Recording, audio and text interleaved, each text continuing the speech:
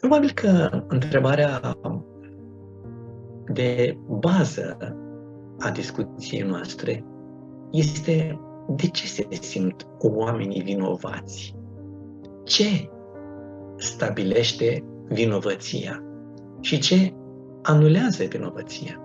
Din ceea ce faci, din ceea ce gândești, din ceea ce spui. Cine stabilește dacă este vinovat? Ceea ce spui, ceea ce faci. Și cine stabilește că nu este vinovat ceea ce ai făcut sau ceea ce ai spus? Există câteva lucruri asupra cărora trebuie să ne uităm împreună. Mai întâi, în cauzele vinovăției, trebuie să privim experiența trecută și așteptările nerealiste. Atunci când standardele hiperexigente încă din copilărie conduc spre țeluri care nu pot fi atinse, ceea ce creează simțăminte de vinovăție și de blamare de sine, starea de vinovăție este inevitabilă. Cel mai bun răspuns față de standardele nerealiste este adoptarea unor standarde realiste, obiecte gândite matur. Aici putem să observăm atitudinea greșită a părinților față de copii, atitudinea conducătorilor unor întreprinderi față de angajații lor, atitudinea unui patron față de cei pe care îi are angajați și plătește. Niște standarde hiperexigente vor duce întotdeauna la reproșuri pe care cei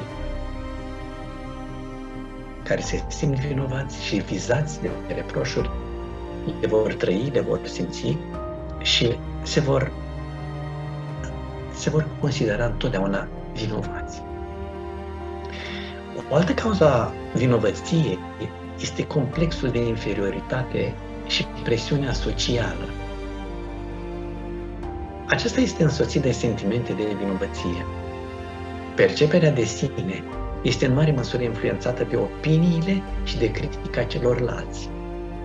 Reproșurile evocă simțăminte de vinovăție, după cum critica îl determină pe cel ce o face să resimtă ușurarea față de vinovăția personală. Se creează în felul acesta un cerc vicios. În criticarea altora, uneori găsim îndreptățire de sine, pentru că atunci când îi criticăm pe alții, de regulă o facem exact pentru lucrurile pe care noi nu le-am rezolvat, dar de care nu știu alții. O altă cauză a vinovăției este eșecul dezvoltării conștiinței.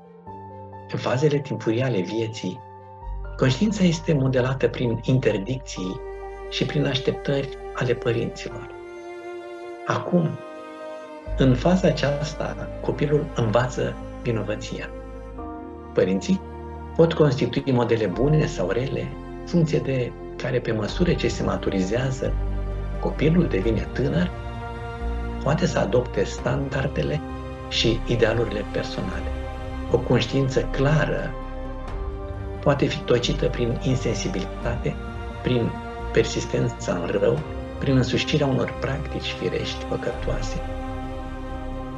Și conștiința poate fi slăbită sau întărită. Imaginați-vă, de pildă, un tânăr care dorește să dezvolte în cadrul caracterului său anumite principii de moralitate, studiul Bibliei, rugăciunea, și găsește în familia lui, la părinți, la frați, la cei mai mari poate, o atitudine ostilă.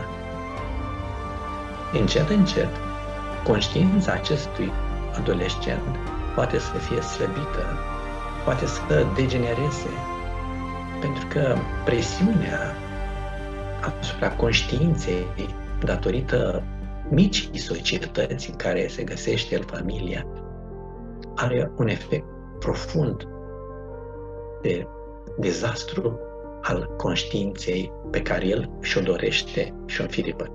Dacă rămâne în stadiul acela, dacă rămâne sub influența familiei, tânărul foarte greu va putea să-și păstreze acest nivel al principiilor pe care se bazează conștiința sa.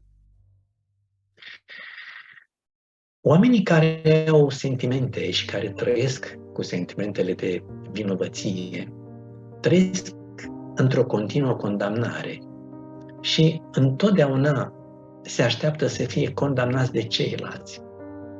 Ei se recunosc ușor prin faptul că adoptă o atitudine de apărare defensivă sau de autoblamare. Niciodată nu sunt bun de nimic, totdeauna mie mi se întâmplă, merit lucrul acesta. Însă, dacă până acum am văzut efecte ale vinovăției care degradează personalitatea, trebuie să privim și aspectul pozitiv al vinovăției. Și observăm că unii oameni au învățat să-și accepte greșelile, să le folosească drept oportunități de creștere, de dezvoltare, mărturisindu-și erorile atât semenilor cât și lui Dumnezeu.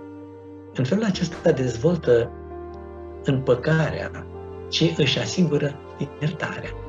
Desigur că primul lucru pe care trebuie să-l avem în legătură cu iertarea de care orice om are nevoie de la Dumnezeu, trebuie să acceptăm sentimentul de vinovăție. Dacă nu simți vinovăția, nu vei cere niciodată iertare și nu vei primi.